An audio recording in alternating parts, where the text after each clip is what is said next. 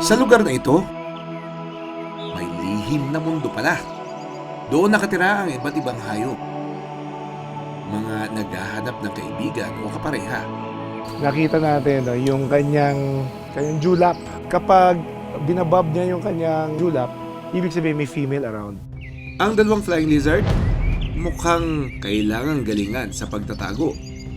Dahil sa taas ng puno, isang gutom na paradise tree snake ang nakaabang sa kanila.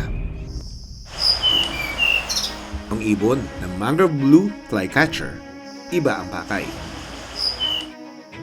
Target nitong makain ang nakitang alupihan. Pero ang alupihan, naglalabas daw ng lason sa tuwing makakaramdam ito ng panganib. Naku po, tama ba namang kinain ito ng flycatcher?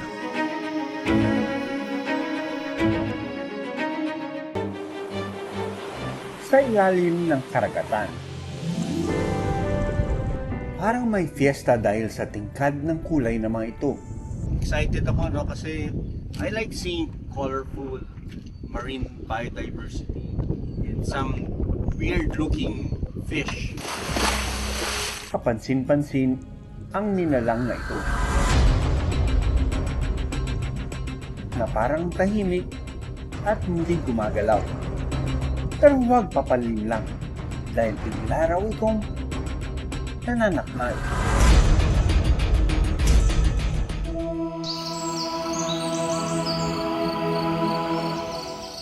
Sa lugar na ito, ang sarap huminga.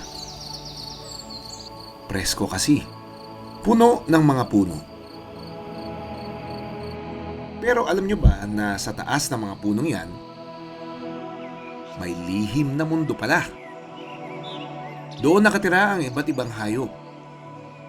Mga naghahanap ng kaibigan o kapareha. Mga naghahanap ng pagkain at mga bahay na nagsisilbi nilang tirahan.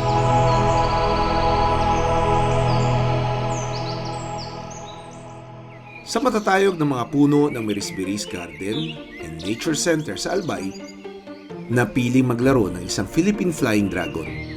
Habang nagpapahinga kami, nakita namin nakasampa siya doon sa sanga ng puno. Nakita natin yung kanyang julap. Gumaganon. Kapag binabob niya yung kanyang julap, ibig sabihin may female around. Para itong nagpo-push up habang nakabuka ang kanyang kulay dilaw na patagyum o balat na pwedeng mapahaba. Yung kanyang patagyum, yung kanyang parang pakpak. That's actually a modified skin. Hindi naman talaga siya pakpak. Pinaflap din niya, no? Showing off its colors. Mas makulay yung mga males na flying lizards kumpara sa mga females because they're the ones displaying their colors. In order for them to show that they are viril, they can be able to fertilize the eggs, and that they are attractive. Sa matatayog ng mga puno ng Mirisbiris Garden and Nature Center sa Albay, napiling maglaro ng isang Philippine Flying Dragon. Tila may nakapansin sa ganda ng Philippine Flying Dragon. Ang isa pang kauri nito, patagong tumitingin. Sa galing nitong magtago, halos naging kakulay na nito ang sanga. Maya-maya pa, mukhang ginagaya na nito ang pag-push up at pagpapakita ng julap ng naon ng flying lizard. Ayan yung female. Ito yung female. So tama nga yung hinala natin kapag merong nagdi-display ng kanyang colors dito sa isang parte ng sanga, doon sa malapit na din yung female. Pero hindi sa lahat ng magkakataon, naghahanap ito ng kapareha. Minsan, paraan din niya ito para bakuran ang kanyang teritoryo. Lalo na't madalas mag-isa o solitary animal ang mga lalaking flying lizard. Ang dalawang flying lizard, mukhang kailangang galingan sa pagtatago. Dahil sa taas ng puno, isang gutom na paradise tree snake ang nakaabang sa kanila. Pero ang ahas tila natakot sa tunog ng kanyang narinig. Isang ibon ang pilit na gumagawa ng kanyang butas. Ang woodpecker, kung gagawa sila ng nest, continuous kasi yung paggawa nila ng hole. Kung yung isang pares, parang minsan halinhin na silang maggawa ng hole. So kung active pareho, sa isang linggo meron silang nest. Sa takot ng nagliligawan na flying dragon at gutom na ahas, agad ito nagtago. Ang ibang ibon nakikiramdam pala sa ahas. Maaari kasi silang kainin ito. Kaya hanggat maingay na gumagawa ng bahay ang woodpecker, pwede silang dumapo at maglaro sa puno. Kadalasang naghahanap ng pagkain sa matataas na bahagi ng puno ang mga Philippine pygmy woodpecker. Mas gusto ring puntahan ng mga woodpecker ang mga patay na puno, lalo na kung gagawa na sila ng bahay. Kasi yung kanilang tuka is made to peck on wood. Straight lang din, pero matulis na kaya talagang dumurog ng kahoy. Ang bahay ng woodpecker, bukas sa lahat. Dito rin kasi naninirahan ang iba pang uri ng ibon. Actually, hindi lang sila yung naandun, minsan may kabarkadang mixed species. Nasa paligid lang din yung male and female or yung mommy tsaka daddy na woodpecker. So hindi gaano makaka-invade talaga. Ang magkaparehang pied triller, sweet na nilalabanan ng hangin. Gaano mang kalakas ito, kampante ang mga ibon na hindi sila tatangayin. Salamat daw sa matitibay na sanga at mayabong na dahon. Paghupa ng malakas na hangin, naglaro pa ito sa mga sanga. Palipat-lipat ng paglipat.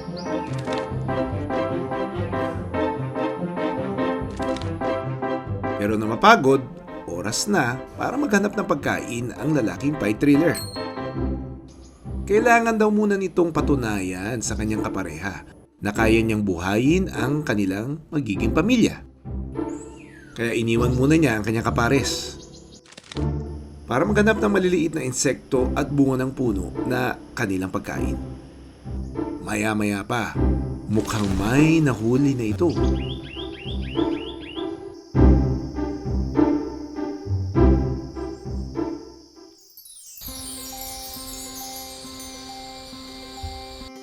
Kapansin-pansin din ang matingkad na kulay asul at kahil ng mangrove blue flycatcher. At ang nakakaakit na huni nito.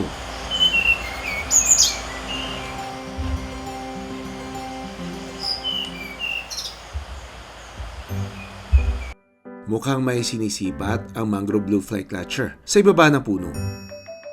Tinatansya niyang maigi kung kakayanin ba niya itong hulihin. Hanggang sa bigla itong umalis. Nakita na lang namin na nilulunok na nito ang isang alupihan. Kasi 'di ba, yung alupihan at the tail niya, merong venom yun. Pero kung maliit lang, hindi gaanong makaka-poison do sa sa flycatcher. Puno ang tahanan ng maraming buhay ilang.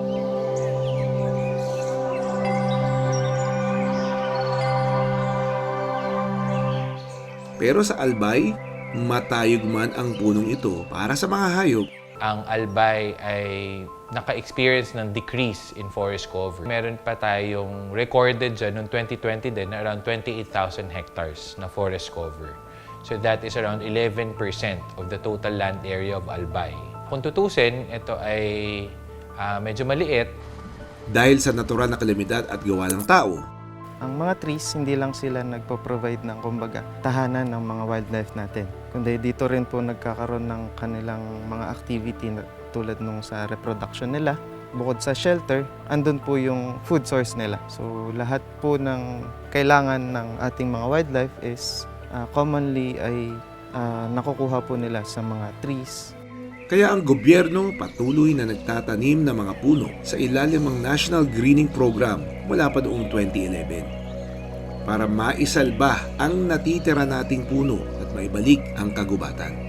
definitely nakatulong ang National Greening Program para madagdagan ang ating forest cover. Noong 2020, yung last time na nag-survey ang NAMRIA o yung mapping authority natin, is around 7.2 million hectares. So ito ay nag-increase na ng 3% from 2015. Nagsimula tayo ng 6.8 million hectares. Pero hindi yan lahat ma-attribute mo sa National Greening Program.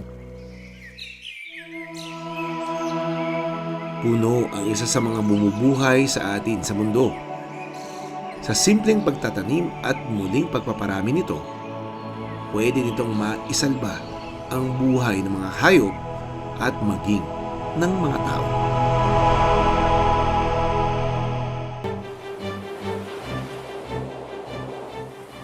Sa ilalim ng karagatan,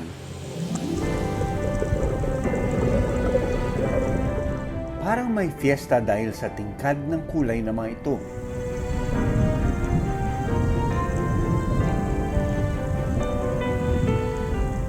Ang ilan, masayang nagsasayaw.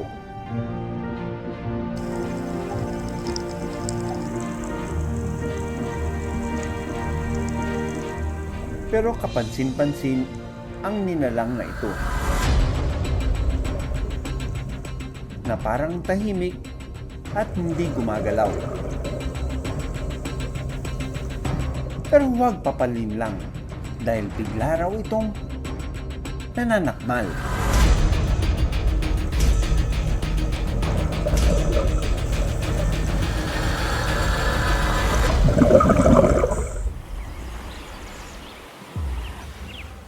Sa isla ng Romblon, nakatira ang isang walang imik na nilalang. Tahimik at tila walang pakialam. Pero tiyak daw ang kamatayan kapag nasakmal ng bibig nito.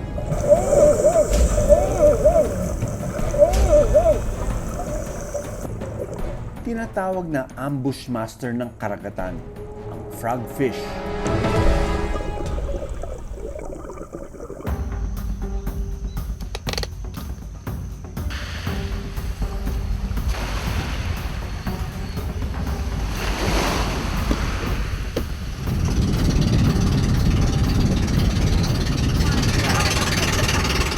I'd like to introduce our dive master, Bebe. Hi! And Alvina. Excited ako, no, kasi I like seeing colorful marine biodiversity and some weird looking fish, itong frogfish.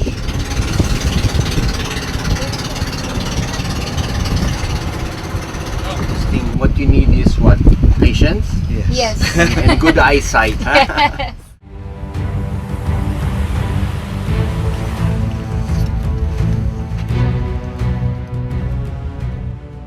Welcome to the underwater world. Iba yung mundo sa ilalim, tahimik, peaceful, and then biglang bubulaga sa'yo yung napakagandang mga kulay sa ilalim ng tubig dito sa Romblon. So, let's get ready.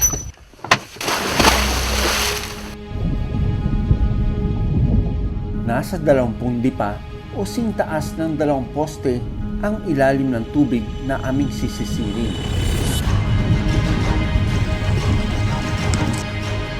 Wala pang 5 minuto,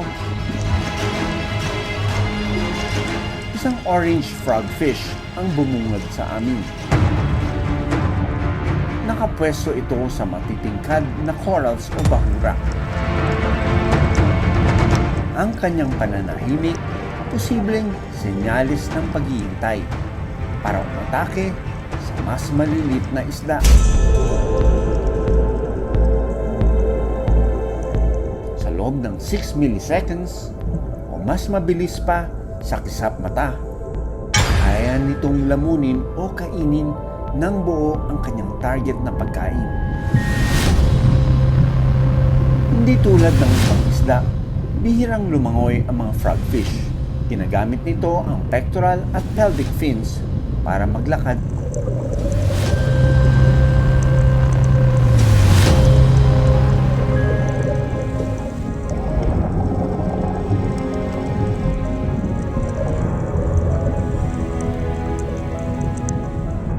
itsura nito, akalain mong corals ang puting frogfish na naabutan naming nagpapahinga.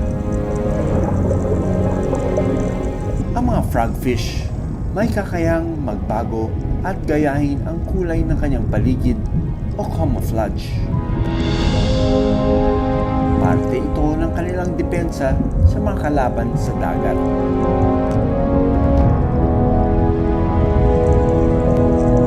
Meron kami nakitang puti na may stripe. Ano mo ginagaya niya yung mineralization doon sa bato. Pero pag tinignan mo mabuti, it's another frogfish.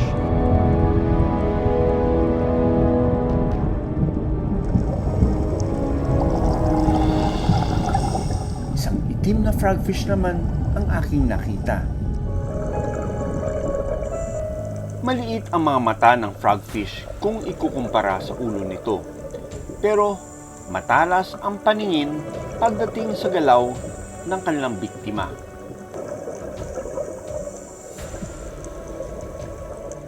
Itim siya, tapos marami siya mga puti-puti sa katawan. Akala mo, punta ka sa isang planetarium na madilim, tapos may mga stars na maliliit. Parang ganun yung design niya. Ang Romblon ay matatagpuan na malapit sa Verde Island Passage, isang lugar na tinigurean ng California Academy of Sciences bilang Center of Marine Biodiversity sa loob ng Coral Triangle.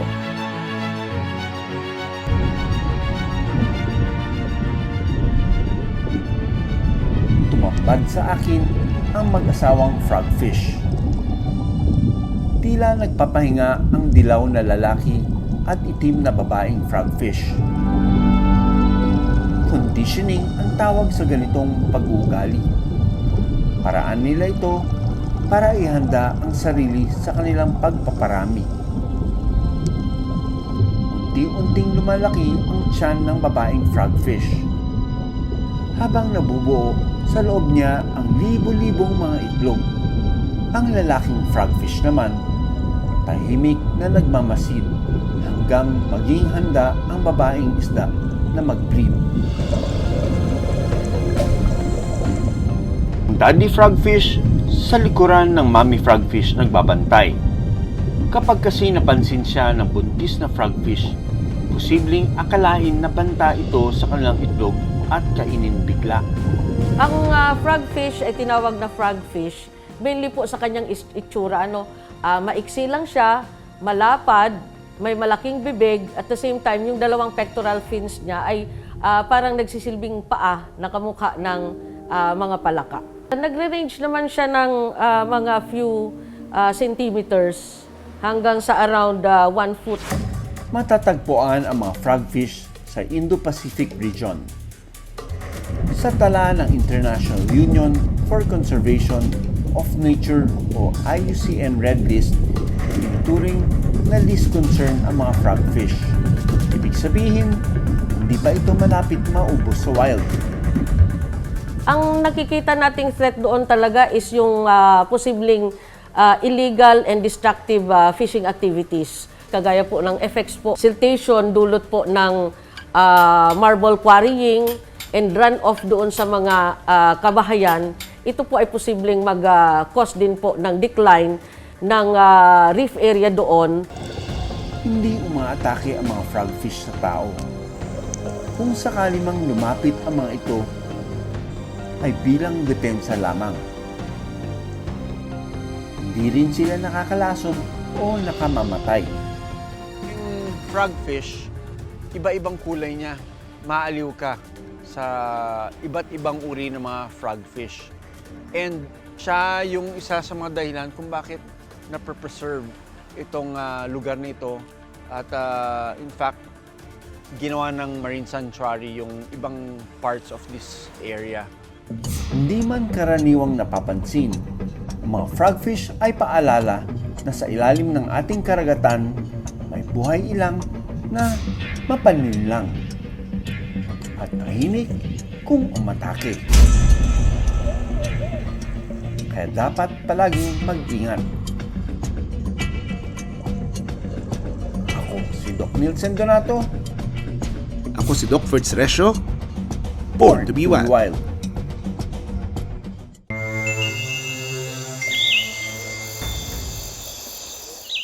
Maraming salamat sa panonood ng Born to be Wild. Para sa iba pang kwento tungkol sa ating kalikasan, mag-subscribe na sa GMA Public Affairs YouTube channel.